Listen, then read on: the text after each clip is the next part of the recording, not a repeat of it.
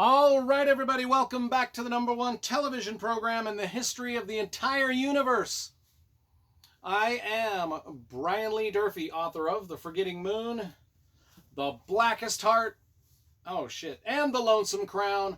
All three books published. Let me see if I can do this right. All three books published by Simon & Schuster's Saga Press.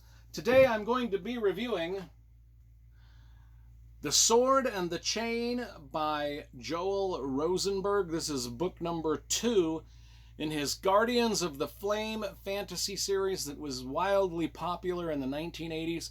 This one came out in 1984. Let's talk about the cover first, because you know I love graphic design and cover illustration. This has got a great cover by Darrell K. Sweet. Now, Darrell K. Sweet, of course, is mostly known for doing the original Wheel of Time covers, and about 50% of the other sci-fi fantasy books published in the 80s. He basically did all of them. Him and Michael Whalen. They were great painters.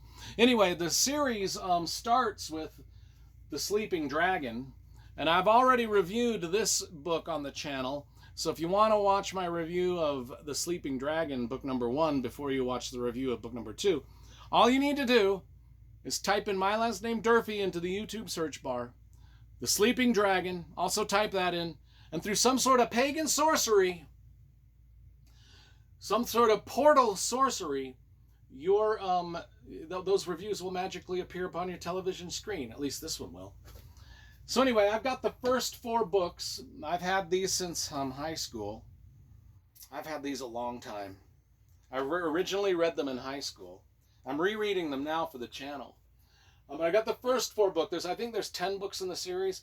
I just ordered the next 4 books on eBay. I found some mint condition copies, and so we'll see those in my next book haul probably. But anyway, that's the series. The first 4 anyway. They look like that. Let's talk about this book number 2. One of the things is there's a map in here. I always show if the fantasy books has a map, I'll show off the map. There it is, right next to a list of our characters, which is exciting. Now, let me explain the premise of this series. This is a series, book number 1, we find out there's a group of kids in modern-day Milwaukee, I think, playing Dungeons and Dragons, and somehow they're sucked through a portal into the actual game that they're playing. Oh my God, like you know, that's like, I don't know, that's kind of like a cliche plot, right? But this is one of the first alliterations of that plot. So Joel Rosenberg kind of like invented the whole portal fantasy, Dungeons and Dragons characters getting whisked away into through a magic portal into their own game, and yada, yada, yada. That's the premise of it. And so in the characters, we get these different characters. And I'll just read from the character list. Since it was a Dungeons and Dragons game, you know, it's normal people, but when they get whisked into the portal, they become whatever D&D class of person they were. And so I'll just kind of go over that in the character list. So these are our characters. Carl Cullinane was just a normal Joe in the real world, is now a big buff Conan the Barbarian-esque warrior. Andrea Androlopoulos, who was just a normal everyday girl, is now a wizard. And they call her Andy in the book. Walter Slavatsky becomes a thief. Just a normal guy becomes a journeyman thief. Ahira Bandy Legs, that's a dwarf. One of those characters becomes a dwarf. Warrior Louis Rossetti becomes a wizard. In the real life, he was an engineer. So we got a couple wizards, a thief, a warrior, a dwarf. Another one of the main characters is Elagon, who is a dragon that they kind of pal around with in this land. And the dragon can speak, you know, to them. And here's a picture of the dragon. And the thing is about this cover. This is a really kind of interesting dragon. This cover is one part brilliant and one part just goofy as shit. The characters on it look exactly like every character that was ever on a Wheel of Time cover. But anyway, so we open up the book. Our company of adventurers is being attacked by a bunch of slavers. And now our adventurers, since they're from Milwaukee in modern day, well, 80s, they want to free the slaves because they know slavery is wrong. And this whole fantasy universe they're in is based off slavery. And so they fight these people. And I mean, of course, we've got the crossbows, the chainmail, the battle axes, magic spells, talking dragons, healing potions, everything that's in a D&D game we've got here.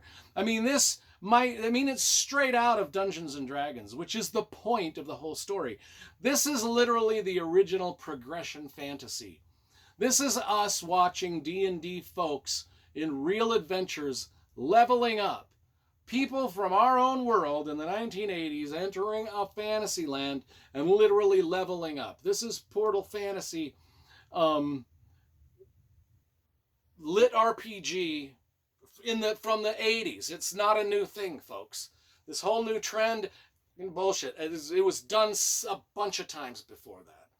So anyway, now whilst in this fantasy land for a while, these characters, of course, they're like, well, they miss their toilets, they miss their air conditioning, they miss their nice houses. They're living in huts and shit like this, tents, and just sleeping on the ground. And so they decide, well, let's start introducing some of this technology to our fantasy. So they start building themselves toilets and stuff. It's actually kind of realistic in that way.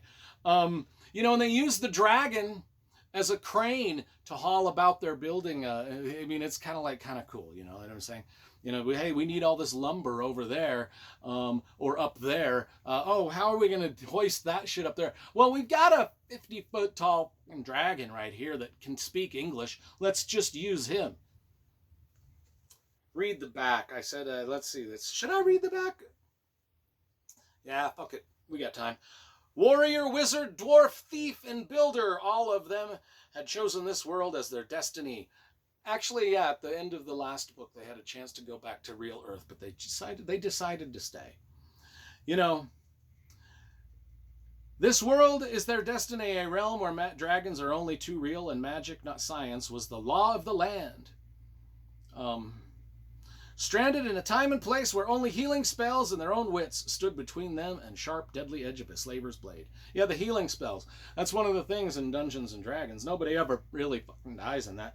It's because you could just heal yourself. Every video game has the same thing. But even if they could have returned, some of them... Anyway, yeah, you got the point. I'm not going to read that. I can't read out loud, so I won't suffer you through that. This is pretty good. This is like an 8 out of 10 for an old school 80s fantasy. This is great. I mean, I enjoyed rereading it so much that I actually ordered the next 4 books in the series off eBay. So there's the review of The Sword and the Chain.